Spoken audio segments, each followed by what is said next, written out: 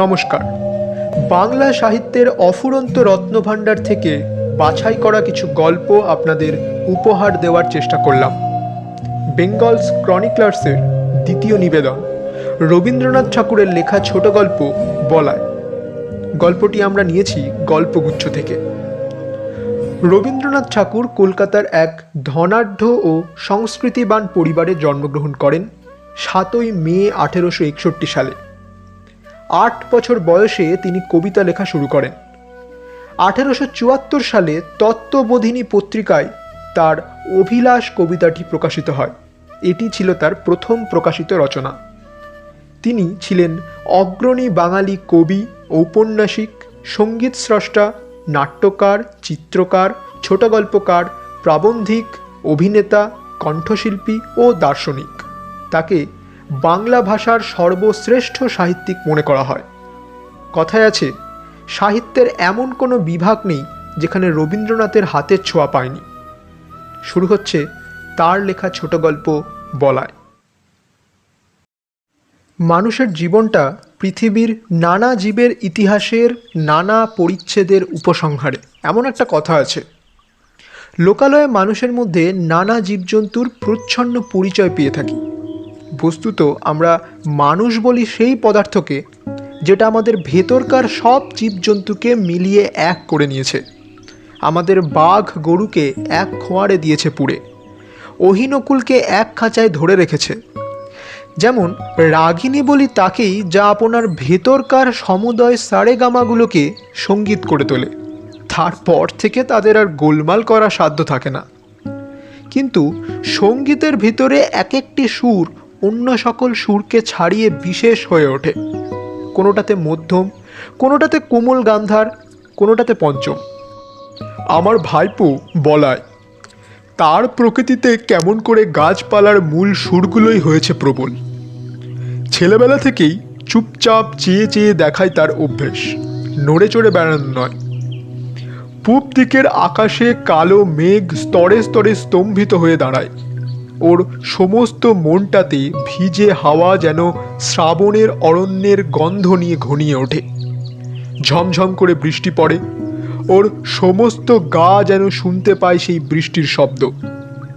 ছাদের উপর বিকেলবেলার রোদ্দুর পড়ে আসে, গা খুলে বেড়ায়। সমস্ত আকাশ থেকে যেন কি একটা সংগ্রহ করে নেয়।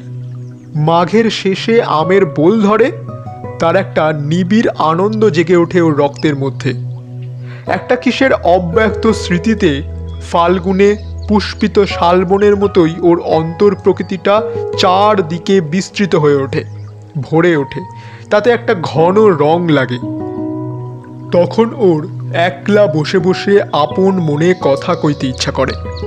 যা কিছু গল্প শুনেছে সব নিয়ে জোড়া তারা দিয়ে। অতি পুরনো বটের কোঠরে বাসা বেঁধে আছে একজোড়া অতি পুরনো পাখি, ব্যঙ্গমা ব্যঙ্গমী, তাদের গল্প। ওই ড্যাবা ড্যাবা চোখ মেলে সর্বদা তাকিয়ে থাকা ছেলেটা বেশি কথা কইতে পারে না, তাই ওকে মনে মনে অনেক বেশি ভাবতে হয়। ওকে একবার পাহাড়ে নিয়ে গিয়েছিলুম। আমাদের বাড়ির সামনে ঘন সবুজ ঘাস পাহাড়ের ঢাল বেয়ে নিচ পর্যন্ত নেমে গিয়েছে।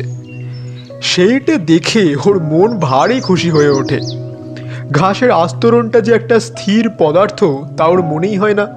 ওর মনে হয় যেন ওই ঘাসের পুঞ্জ একটা গড়িয়ে চলা খেলা, কেবলই গড়াচ্ছে। প্রায়ই তার সেই ঢালু বেয়ে ও নিজেও গড়াতো, সমস্ত দেহ দিয়ে ঘাস হয়ে উঠত। গড়াতে গড়াতে ঘাসের আগায় ওর ঘাড়ের কাছে সুরসুরি লাগতো, আরও খিলখিল করে হেসে উঠত। রাত্রে বৃষ্টির পরে প্রথম সকালে সামনের পাহাড়ের শিখর দিয়ে কাঁচা সোনা রঙের রোদ্দুর দেবদারু বনের উপর এসে পড়ে। ও কাউকে না বলে আস্তে আস্তে গিয়ে সেই দেবদারু বনের নিস্তব্ধ ছায়াতলে একলা অবাক হয়ে দাঁড়িয়ে থাকে। গা ছমছম করে। এইসব প্রকাণ্ড গাছের ভেতরকার মানুষকে ও যেন দেখতে পায়। তারা কথা কয় না, কিন্তু সমস্তই যেন জানে। তারা সব যেন অনেক কালের দাদা মশাই, এক যে ছিল রাজাদের আমলের। ওর ভাবে ভোলা চোখটা যে কেবল উপরের দিকেই তা নয়। অনেক সময় দেখেছি ও আমার বাগানে বেড়াচ্ছে মাটির দিকে কি খুঁজে খুঁজে। নতুন অঙ্কুরগুলো তাদের কোঁকড়ানো মাথাটুকু নিয়ে আলোতে ফুটে উঠেছে। এই দেখতে তার ঔৎসুকের সীমা নেই। প্রতিদিন ঝুঁকে পড়ে তাদেরকে যেন জিজ্ঞেস করে, তারপর? তার ওর চির অসমাপ্ত গল্প। সদ্য গজিয়ে ওঠা কচি পাতা, তাদের সঙ্গে ওর কি যে একটা বয়স্য ভাব, তাও কেমন করে প্রকাশ করবে। তারা ওকে কি একটা যেন জিজ্ঞেস করার জন্য আকুপাকু করে। হয়তো বলে, তোমার নাম কি? হয়তো বলে, তোমার মা কোথায় গেল? বলাই মনে মনে উত্তর করে, আমার তো মা নেই। কেউ গাছের ফুল তোলে, এইটে ওর ভারী বাজে লাগে। আর কারো কাছে ওর এই সংকোচের কোনো মানে নেই, এটাও সে বুঝেছে। এই জন্য ব্যথাটা লুকোনোর চেষ্টা করে। ওর বয়সের ছেলেগুলো গাছে ঢিল মেরে মেরে আমলকি পারে, ও কিচ্ছু বলতে পারে না, সেখান থেকে মুখ ফিরিয়ে চলে আসে। ওর সঙ্গীরা ওকে খেপানোর জন্য বাগানের ভেতর দিয়ে চলতে চলতে ছড়ি দিয়ে দুপাশের গাছগুলোকে মারতে মারতে চলে। ফস করে বকুল গাছের একটা ঢাল ভেঙে নেয়। ওর কাঁদতে লজ্জা করে, পাছে সেটাকে কেউ পাগলামি মনে করে। ওর সব থেকে বিপদের দিন হলো যেদিন ঘাসিয়ারা ঘাস কাটতে আসে, কেননা ঘাসের ভেতরে ভেতরে ও প্রত্যহ দেখে বেরিয়েছে এতটুকুটুকু লতা, বেগনি হলদে নামহারা ফুল, অতি ছোট ছোট, মাঝে মাঝে কন্টিকারি গাছ, তার নীল ফুলের বুকের মাঝখানটিতে ছোট্ট একটুখানি সোনার ফোঁটা। বেড়ার কাছ থেকে কোথাও বা কালমেঘের লতা, কোথাও বা অনন্ত মূল, পাখিতে খাওয়ার নিম ফুলের বিচি পড়ে ছোট ছোট চারা বেরিয়েছে। কি সুন্দর তার পাতা! সমস্তই নিষ্ঠুর নিড়ানি দিয়ে নিড়িয়ে ফেলা হয়। তারা বাগানের শৌখিন গাছ নয়, তাদের নালিশ শোনবার কেউ নেই। বলাই অনেকদিন আগেই বুঝতে পেরেছিল কতগুলো ব্যথা আছে যা ওর সম্পূর্ণ একলার। ওর চারিদিকের লোকের মধ্যে তার কোনো সাড়া নেই। এই ছেলের আসল বয়স সেই কোটি বৎসর আগের দিনে, যেদিন সমুদ্রের গর্ভ থেকে নতুন জাগা পঙ্ক স্তরের মধ্যে পৃথিবীর ভাবী অরণ্য আপনার জন্মের প্রথম ক্রন্দন উঠিয়াছে। সেদিন পশু নেই, পাখি নেই, জীবনের কলরব নেই, চারিদিকে পাথর আর পাঁক আর জল। কালের পথে সমস্ত জীবের অগ্রগামী গাছ সূর্যের দিকে জোর হাত তুলে বলেছিল, আমি থাকব, আমি বাঁচব, আমি চিরপথিক।